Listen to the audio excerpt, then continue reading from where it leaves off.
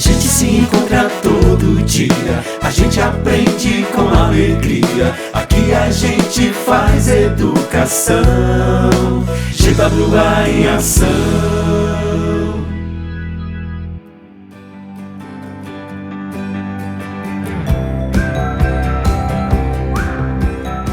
Oi pessoal, tudo bem? Professor Cláudio aqui da Escola Profissional de Ubajara, Governador Valdemar Alcântara. Tudo bem com vocês?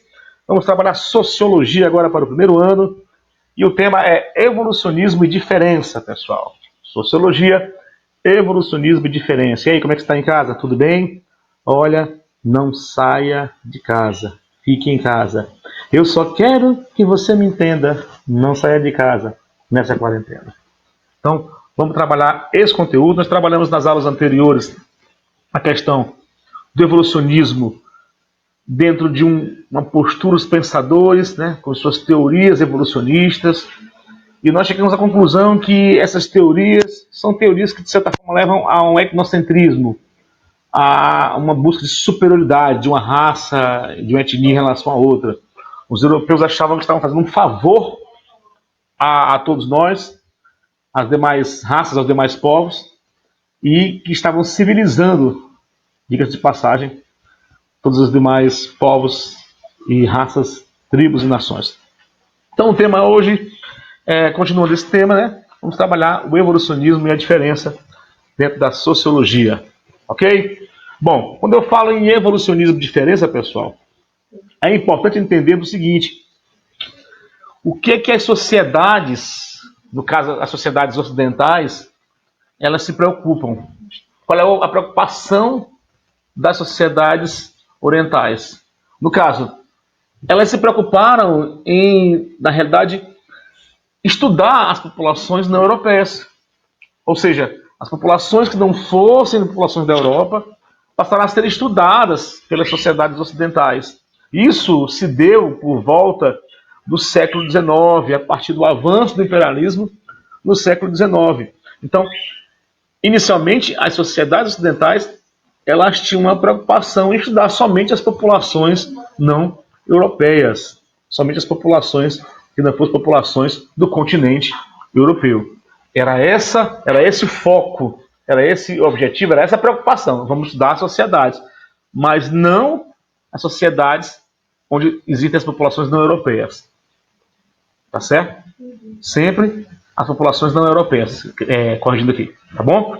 E uma coisa interessante é que esses estudos dessas sociedades não europeias, esses projetos, toda essa logística para poder compreender as sociedades, elas foram sendo trabalhadas, né, ao longo do tempo. Foram vários autores e vários estudos, várias teorias, criaram-se leis, e o conjunto dessas leis viraram teorias, essas teorias foram hipóteses e tal.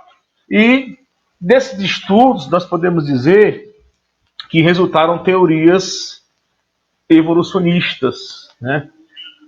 Os estudos das sociedades europeias trouxeram o quê? Trouxeram teorias evolucionistas, uma teoria da evolução, onde nós buscamos o quê? Entender, né, como a sociedade evoluiu, como as sociedades passaram a evoluir, tá certo? E desses estudos, como eu falei aqui anteriormente, resultaram essas teorias evolucionistas que tinham um propósito. Qual era o propósito? Elas buscavam trabalhar dentro de uma escala, dentro de uma posição escalonada, as sociedades não europeias, em grau de evolução. Ou seja, elas buscavam escalonar todas as sociedades não europeias, que não fossem do continente europeu, em grau de evolução, as mais ou menos evoluídas. Então, dentro do evolucionismo, podemos observar que teve essa diferença. Uma diferença onde as sociedades estavam sendo escalonadas. As sociedades tinham seus graus de evolução. Vale bem orientar, vale bem frisar aqui. As sociedades não europeias tinham os seus graus de evolução. A gente já percebe aí, nesses estudos, desses teóricos, né, dentro desse estudo da sociedade europeia, de como ela foi surgindo, como ela foi se desenvolvendo, é que resultaram essas teorias evolucionistas, teorias que tratavam de escalonar as sociedades não europeias em graus de evolução. Tranquilão aí? Tá tudo beleza? Tudo show, galera? Vamos lá, vamos seguir adiante. E aí, quando se trabalhava esse estudo das sociedades não europeias, aí comparava-se depois com a sociedade europeia, aí o que é que se percebia? Quando se trabalhava lá essa escalonação da evolução, esse grau de evolução. O que nós percebíamos é que no ápice da escala evolutiva, que lá o ápice da escala evolutiva estava sempre preenchido pelos europeus. Ou seja, o ápice da escala evolutiva era sempre ocupado pelos europeus. Estavam no topo da escala evolutiva. Os europeus eram, na realidade, né, os mais avançados, segundo eles mesmos, né, eram os mais avançados e estavam em um grau mais elevado, certo, no que se refere à escala evolutiva. Então, os próprios se rotularam como que? Como aqueles que eram os mais evoluídos, que estavam no ápice da escala evolutiva e que os demais estavam aprendendo com eles. Então, observe aí essa forma tendenciosa de se trabalhar a questão da evolução da sociedade, da evolução do povo. Então, eles lá, mais uma vez, se colocando lá em cima, no topo da escala. Os europeus se colocando no topo da escala. E aí, para trabalhar essa escala evolutiva, óbvio, eram teorias, né? Buscavam princípios científicos, né? E esses princípios tinham seus critérios. E esses critérios trabalhavam a forma, né, da classificação, trabalhavam lá a lista classificatória das sociedades, né, para analisar a evolução. Só que a gente percebeu que os critérios usados para construir as classificações, gente, os europeus. Os europeus eram sempre favorecidos nos critérios que eram usados para construir as classificações. Ou seja, até nisso aí eles amarraram. Observe que os europeus, muito tendenciosos, né, criaram critérios, usaram critérios para que eles fossem favorecidos nessa escala evolutiva da sociedade. Viu? E uma coisa bem interessante a gente perceber, uma questão econômica, questão social, questão de propriedade, né?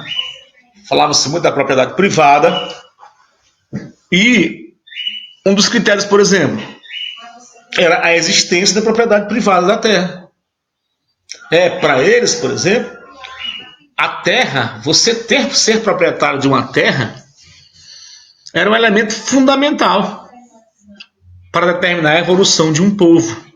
Ou seja, aquele povo, aquela sociedade, que na sociedade existia essa propriedade privada, isso era fator importantíssimo para determinar a evolução de um povo. Ou seja, quanto mais o povo possuísse terras, fosse um povo realmente que tivesse propriedades privadas, mais o povo era evoluído. Assim também como o grau tecnológico. Então, a tecnologia e a existência da propriedade privada, nesse viés aí, era um fator determinante para a evolução de um povo. Então, um povo mais evoluído seria aquele povo que tivesse um grau tecnológico maior, aquele povo que tinha propriedade privada, certo?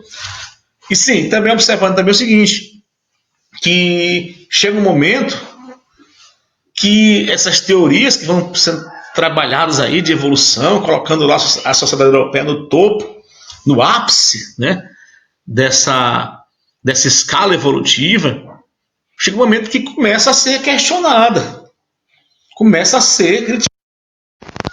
Tanto que no século XX, pessoal, os estudiosos começaram a questionar os pressupostos das teorias evolucionistas, ou seja, começaram a dizer, olha, esses princípios aí, esses tópicos das teorias de vocês não estão corretos, não. Vocês se acham, né? Vocês se consideram a sociedade perfeita. Vocês consideram que fizeram um favor para os demais povos, civilizando-os, né? Então, começam a surgir estudiosos que vão questionar os pressupostos das teorias evolucionistas, pessoal, viu? Então, começa a ser questionada. Então, só para voltar um pouquinho aqui para vocês aqui, voltando aqui um pouquinho aqui, né? Só voltar aqui, um pouquinho, vamos lá, para relembrar aqui. Primeiro, as sociedades ocidentais se preocuparam em estudar as populações não europeias, principalmente a partir do imperialismo do século XIX. Ou seja, aí, as populações não europeias foram estudadas. Tá? Desses estudos resultaram teorias evolucionistas, que tratavam de escalonar as sociedades não europeias em grau de evolução, ou seja, saber qual era mais ou menos evoluída a sociedade não europeia.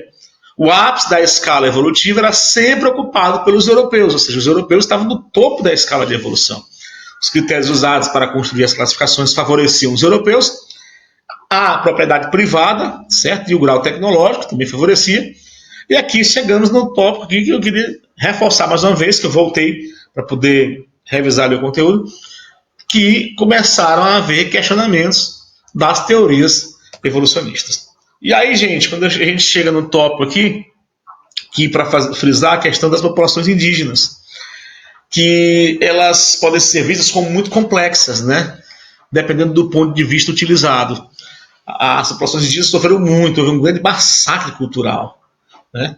Mas se você perceber, a complexidade das populações é bem interessante. As mitologias ameríndias, por exemplo, podem dar uma ideia dessa complexidade. Então, a população indígena, muitas vezes vista como população inferior, é muito rica em cultura, muito rica naquilo que se refere à sua complexidade, aos seus costumes, aos seus hábitos, tá certo? E aí, a gente, continuando essa questão da população indígena, mostrar que existe, como eu falei aqui anteriormente, que a história das populações indígenas do Brasil, ela demonstra a grande variedade e a riqueza cultural dessas populações. Então, ao contrário do que os europeus consideravam os índios como uma raça inferior, não evoluída, nós percebemos o quê? Que existe uma grande variedade, né, nessa população indígena e muita riqueza cultural. Muita riqueza cultural mesmo. Se você analisar antropologicamente isso aí. Então, as populações indígenas do Brasil, elas são ricas culturalmente. São variadas, há uma grande diversidade dentro disso aí. E aqui uma atividade para você estudar em casa, tá certo? Aqui nós temos 3 questões, você vai entregar essa devolutiva aí, a partir da próxima semana. Você vai me entregar aí até o dia 12 de junho, olha, dia dos namorados, ó. Oh, my love. Então, até o dia 12 você vai entregar a resposta dessas 3 questões aqui. Primeira questão, segunda e terceira, para entender melhor o processo de conhecimento. E aqui, meus amigos, a frase da semana: pois para Deus nada é impossível de São Lucas. Realmente nada é impossível. Essa pandemia vai acabar, tudo vai passar, tudo vai melhorar e com certeza as coisas vão fluir da melhor maneira possível. Valeu, pessoal. Muito obrigado. Um grande abraço e até a próxima. GWA em ação.